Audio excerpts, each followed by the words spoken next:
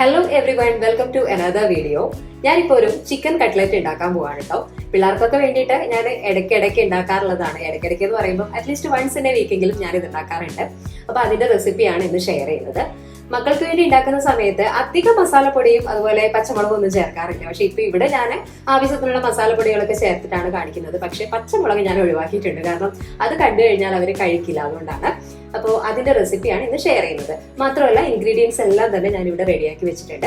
അപ്പൊ നമുക്ക് റെസിപ്പിയിലേക്ക് പോകാം. ഇത് കുറച്ച് ചിക്കനേ ഉള്ളൂ കേട്ടോ. ഇത് ഞാൻ കുക്കറിൽ 2 വിസിലടിച്ച് വേവിച്ചെടുത്തതാണ്. വെള്ളമൊന്നും ഒഴിക്കാതെ തന്നെയാണ് വേവിച്ചത്. കണ്ടില്ലേ, ചിക്കൻ നന്നായിട്ട് വെന്ത് വന്നിട്ടുണ്ട്. അപ്പോൾ ഈ വേവിച്ചെടുത്ത ചിക്കൻ നമുക്ക് മിക്സിയിൽ ജസ്റ്റ് ഒന്ന് ക്രഷ് ചെയ്തെടുക്കണം. മിക്സിയുടെ പൊടിക്കുന്ന ജാറുണ്ടല്ലോ, ചെറിയ ജാറ്, അതിലാണ് ഞാൻ ചെയ്യാറുള്ളത്. ഇത് ഞാൻ ചിക്കൻ ക്രഷ് ചെയ്തെടുത്തിട്ടുണ്ട്.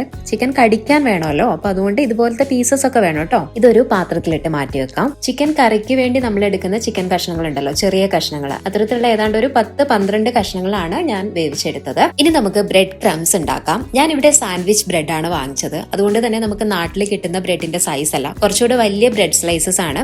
ഞാനിപ്പോ 2 ബ്രെഡ് സ്ലൈസസ് എടുത്തിട്ട് നമ്മുടെ മിക്സിയുടെ അരയ്ക്കുന്ന ജാർ ഉണ്ടല്ലോ, അതിനകത്ത് ചെറിയ കഷ്ണങ്ങളായി ഇട്ടിട്ട് ഒന്ന് പൊടിച്ചെടുക്കാനായിട്ട് പോവാണ്. ബ്രെഡ് സ്ലൈസസ് ചൂടാക്കൊന്നും ചെയ്യുന്നില്ല. എനിക്ക് ബ്രെഡ് ചൂടാക്കാതെ തന്നെ പൊടിക്കുമ്പോഴാണ് ലാസ്റ്റ് നമ്മൾ കട്ട്ലറ്റ് കോട്ട് ചെയ്യാൻ കുറച്ചുകൂടി ഈസി ആയിട്ട് തോന്നിയിട്ടുള്ളത്. കണ്ടില്ലേ, നന്നായിട്ട് പൊടിഞ്ഞു വന്നിട്ടുണ്ട്. ഇത് മതി കേട്ടോ. ഇത് തികഞ്ഞില്ലെങ്കിൽ നമുക്ക് വേണമെങ്കിൽ 1-2 സ്ലൈസ് പിന്നെ നമുക്ക് ഇതുപോലെ പൊടിച്ചെടുക്കാം. ലാസ്റ്റ് കട്ട്ലറ്റ് കോട്ട് ചെയ്തെടുക്കാനുള്ള സൗകര്യത്തിന് വേണ്ടിയിട്ട് ഇതുപോലുള്ള ഒരു പ്ലേറ്റിലേക്ക് നമുക്ക് ഈ ബ്രെഡ് ക്രംസ് ഒന്ന് മാറ്റാം. ബ്രെഡ് ക്രംസിൽ കോട്ട് ചെയ്യുന്നതിന് മുമ്പേ നമ്മൾ മുട്ടയിൽ മുക്കിയിട്ടാണല്ലോ കോട്ട് ചെയ്യാറുള്ളത്. അപ്പൊ ഞാനിവിടെ 2 മുട്ട എടുത്തിട്ടുണ്ട്. അപ്പൊ ഇതൊന്ന് പൊട്ടിച്ചൊഴിക്കാം. അതിന്റെ കൂടെ ഒരു 1/4 ടീസ്പൂൺ കോൺഫ്ലോറും കൂടെ ചേർത്തിട്ട് നമ്മുടെ മിക്സിയുടെ പൊടിക്കുന്ന ജാറുണ്ടല്ലോ, ചെറിയ ജാറ്, അതിനകത്ത് ഒന്ന് കറക്കി എടുക്കണം. അപ്പൊ അതും റെഡി ആയിട്ടുണ്ട്. ഒന്നങ്ങ് കറക്കി എടുത്താൽ മതി. കോൺഫ്ലോർ ആഡ് ചെയ്യുന്നത് കൊണ്ട് തന്നെ കട്ടയൊന്നും ഇല്ലാതെ കിട്ടാനാണ് മിക്സിയുടെ ജാറിൽ ഒന്ന് കറക്കിയെടുക്കുന്നത്. ഇനി ദേ ഒരു വലിയ ഉള്ളിയുടെ പകുതി ഞാൻ ഇതുപോലെ പൊടിയായിട്ട് അരിഞ്ഞെടുത്തിട്ടുണ്ട്. ഒരു തണ്ട് കറിവേപ്പില ദേ ഇതുപോലെ കുനുകുനാന്ന് അരിഞ്ഞെടുത്തിട്ടുണ്ട്. സത്യത്തിൽ ഒരു 2 തണ്ട് കറിവേപ്പിലേക്ക് അരിഞ്ഞിടുന്നതിന് കുഴപ്പമൊന്നുമില്ല.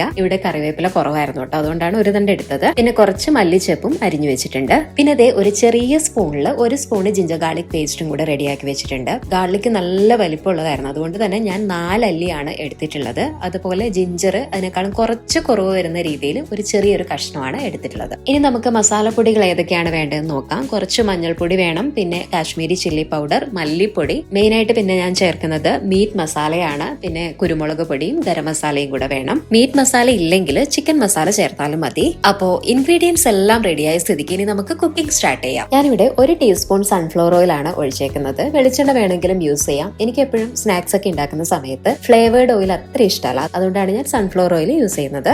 ജിഞ്ചർ ഗാർലിക് പേസ്റ്റ് ചേർത്ത് കൊടുക്കാം. ഒന്ന് സോട്ട് ചെയ്യാം, ആ പച്ചമണം ഒന്ന് മാറട്ടെ. ഇനി ഉള്ളിയും കറിവേപ്പിലയും ആഡ് ചെയ്യാം. ഉള്ളി നന്നായിട്ട് വഴറ്റിയെടുക്കൊന്നും വേണ്ട, ജസ്റ്റ് ഒന്ന് വാടി കിട്ടിയാൽ മതി. മസാലപ്പൊടികളൊക്കെ ചേർക്കാനുള്ള ടൈം ആയിട്ടുണ്ട്. ഒരു 1/4 ടീസ്പൂൺ മഞ്ഞൾപ്പൊടി ചേർക്കുവാണ്. ഞാൻ യൂഷ്വലി പിള്ളേർക്ക് ഉണ്ടാക്കുന്നതിനേക്കാളും കുറച്ചുകൂടെ മസാലപ്പൊടികൾ ഇന്ന് ചേർക്കുന്നുണ്ട്. ഒരു 1/4 ടീസ്പൂൺ കാശ്മീരി ചില്ലി പൗഡർ ചേർക്കുവാണ്.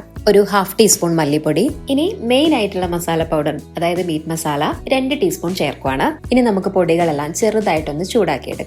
അതിന്റെ ആ ഒരു റോ സ്മെൽ അങ്ങ് മാറട്ടെ. ഇനി ഇതേ കുറച്ച് ഗരം മസാല ചേർക്കുന്നുണ്ട്. ഇതേ ഒരു 1/2 ടീസ്പൂണിലും കുറവ് കുരുമുളക് പൊടി കൂടി ചേർക്കാം. ഒന്നെല്ലാം കൂടെ അങ്ങ് മിക്സ് ചെയ്തെടുക്കാം.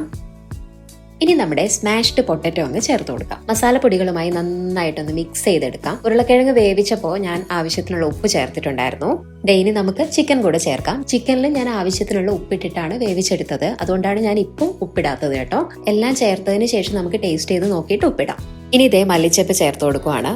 നല്ല സ്മെല്ലൊക്കെ വരുന്നുണ്ട്. ടേസ്റ്റ് ചെയ്ത് നോക്കിയപ്പോൾ ഉപ്പ് ഇച്ചിരി കുറവ് തന്നെയാണ്. അപ്പൊ നമുക്ക് ആവശ്യത്തിനുള്ള ഉപ്പ് ചേർക്കാം. ഉപ്പ് കൂടാനും പാടില്ല, കുറയാനും പാടില്ല. അപ്പൊ അതുകൊണ്ട് കറക്റ്റ് ആയിട്ട് തന്നെ ചേർക്കാം കേട്ടോ. കറക്റ്റ് ആണെങ്കിൽ കട്ട്ലറ്റിന് നല്ല ടേസ്റ്റ് ആയിരിക്കും.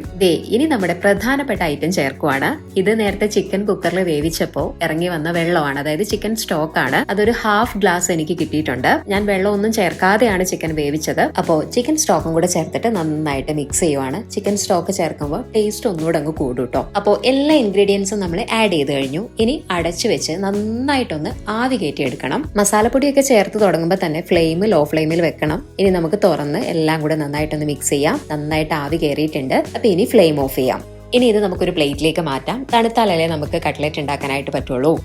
ഇനി ഞാൻ ഇതിലേക്ക് ഒരു 3 ടീസ്പൂൺ ബ്രെഡ് ക്രംസ് ആഡ് ചെയ്യുവാണ്. നമ്മൾ നേരത്തെ ബ്രെഡ് ക്രംസ് ഉണ്ടാക്കി വെച്ചിട്ടുണ്ടല്ലോ, അതിനകത്തുനിന്ന് ഒരു 3 ടീസ്പൂൺ ഇതിനകത്തോട്ട് ആഡ് ചെയ്യുവാണ്. ഇനി ബ്രെഡ് ക്രംസും ആയിട്ടൊന്ന് മിക്സ് ചെയ്യാം. ബ്രെഡ് ക്രംസും കൂടി ആഡ് ചെയ്ത് മിക്സ് ചെയ്യുമ്പോഴുണ്ടല്ലോ, നമ്മൾ കട്ട്ലറ്റ് മോൾഡ് ചെയ്ത് എടുക്കുമ്പോൾ കയ്യിലൊന്നും പറ്റില്ല, നമുക്കത് പെട്ടെന്ന് തന്നെ ചെയ്തെടുക്കാനായിട്ട് പറ്റും. അപ്പോൾ എല്ലാം റെഡിയായ സ്ഥിതിക്ക് ഇനി നമുക്ക് കട്ട്ലറ്റ് ഉണ്ടാക്കാം. എന്റെ കയ്യിൽ മോൾഡ് ഒന്നും ഇല്ല, ഞാൻ കൈകൊണ്ട് തന്നെയാണ് ചെയ്യുന്നത്. അതുപോലെ ചെറിയ കട്ട്ലറ്റ് ആണ് ഞാൻ ഉണ്ടാക്കാറുള്ളത്. നിങ്ങൾക്ക് നിങ്ങളുടെ ഇഷ്ടമുള്ള പോലെ വലുതാക്കിയിട്ടോ അല്ലെങ്കിൽ ഏതെങ്കിലും ഒക്കെ നിങ്ങൾക്ക് ഇഷ്ടമുള്ള ഷേപ്പിലൊക്കെ ആക്കാം. കട്ട്ലറ്റ് ഒക്കെ ഞാൻ ഇതുപോലെ ഷേപ്പ് ചെയ്ത് എടുത്തിട്ടുണ്ട്. ഞാൻ എപ്പോഴും ചെറിയ സൈസിലാണ് ചെയ്തെടുക്കാറുള്ളത്. പിള്ളേർക്കൊക്കെ കഴിക്കാൻ അതാണ് ഈസി. ഇത് ചെയ്ത് എനിക്കിത് ഭയങ്കര ഈസി ഉള്ള ഒരു പണിയായിട്ട് മാറിയിട്ടുണ്ട് കേട്ടോ. ഇനി നമുക്ക് എല്ലാം ഒന്ന് കോട്ട് ചെയ്തെടുക്കാം. ആദ്യം മുട്ടയിൽ നന്നായിട്ട് ഇതുപോലെ ഒന്ന് എല്ലാ സൈഡും ഒന്ന് മുക്കിയെടുത്തിട്ട് ബ്രെഡ് ക്രംസിലേക്ക് ഇടുവാണ്. ഇനി മറ്റേ കൈ യൂസ് ചെയ്തിട്ട് ബ്രെഡ് ക്രംസിൽ നന്നായിട്ട് കോട്ട് ചെയ്തെടുക്കാം. നമ്മൾ മുട്ടയിൽ ഡിപ്പ് ചെയ്ത് അതേ കൈ തന്നെ യൂസ് ചെയ്യുന്ന സമയത്ത് ബ്രെഡ് ആകെ മുട്ടയിൽ നനഞ്ഞു പോവും. ഒരു തവണ നമ്മൾ കോട്ട് ചെയ്തെടുത്തു. ഇനി ഒരു തവണ കൂടെ ഇതേ സ്റ്റെപ്പ് റിപ്പീറ്റ് ചെയ്യാം. വീണ്ടും ഒന്ന് മുട്ടയിൽ കോട്ട് ചെയ്തെടുത്തതിന് ശേഷം ബ്രെഡ് ക്രംസിൽ കോട്ട് ചെയ്തെടുക്കാം. വീണ്ടും നന്നായിട്ടൊന്ന് ഷേപ്പ് ചെയ്തെടുക്കാം. ഇതുപോലെ എല്ലാം ചെയ്തെടുക്കാം കേട്ടോ. അങ്ങനെ എല്ലാ കട്ട്ലറ്റും നമ്മൾ കോട്ട് ചെയ്തെടുത്തിട്ടുണ്ട്. ഇത് കുറേ പ്രാവശ്യം ചെയ്ത് കഴിയുമ്പോൾ നിങ്ങൾക്കും ഈസി ആവും കേട്ടോ. ഇനി നമുക്ക് ഇതെല്ലാം ഫ്രൈ ചെയ്തെടുക്കാനുള്ള ടൈം ആയിട്ടുണ്ട്. ഞാൻ സൺഫ്ലവർ ഓയിലാണ് ഫ്രൈ ചെയ്തെടുക്കുന്നത്. എണ്ണ നന്നായിട്ട് ചൂടായതിനു ശേഷം മാത്രമേ നമ്മൾ കട്ട്ലറ്റ് ഇട്ട് കൊടുക്കാവുള്ളൂ. ഇതുപോലെ എണ്ണ മുകളിലേക്ക് മാക്കി കൊടുത്തുകൊണ്ടിരിക്കണം, അല്ലെങ്കിൽ ഇത് പൊട്ടിപ്പോകും കേട്ടോ. അതുപോലെ ഇടയ്ക്കിടയ്ക്ക് അങ്ങോട്ടും ഇങ്ങോട്ടും തിരിച്ചിട്ട് തന്നെ ഇത് ഫ്രൈ ചെയ്തെടുക്കണം. അല്ലാതെ ഒരു സൈഡ് ആദ്യം ഫുള്ളായിട്ട് ഫ്രൈ ചെയ്ത് എടുത്തതിന് ശേഷം തിരിച്ചിട്ടിട്ട് അതർ സൈഡ് ചെയ്യാനായിട്ട് നിൽക്കരുത്. ഇടയ്ക്കിടയ്ക്ക് തിരിച്ചും മറിച്ചും ഇട്ടിട്ട് തന്നെ ചെയ്തെടുക്കണം. അങ്ങനെ നമ്മുടെ കട്ട്ലറ്റ് എല്ലാം റെഡി ആയിട്ടുണ്ട്.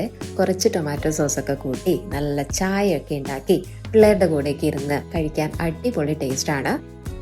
അപ്പോൾ സമയം കിട്ടുമ്പോൾ നിങ്ങൾ ഇതൊന്ന് ട്രൈ ചെയ്ത് നോക്കണം കേട്ടോ. ആദ്യം അതൊക്കെ ചെയ്യുമ്പോൾ നമുക്ക് ചില കൺഫ്യൂഷൻസ് ഒക്കെ ഉണ്ടാകും. ഇതൊക്കെ ശരിയാവോ എന്നൊക്കെയുള്ള ഡൗട്ടൊക്കെ ഉണ്ടാവും. പക്ഷെ ചെയ്ത് വരുമ്പോൾ ഉണ്ടല്ലോ, നമുക്കിത് പെട്ടെന്ന് തന്നെ ചെയ്തെടുക്കാനായിട്ട് പറ്റും. അപ്പോൾ താങ്ക് യു ഫോർ വാച്ചിങ്.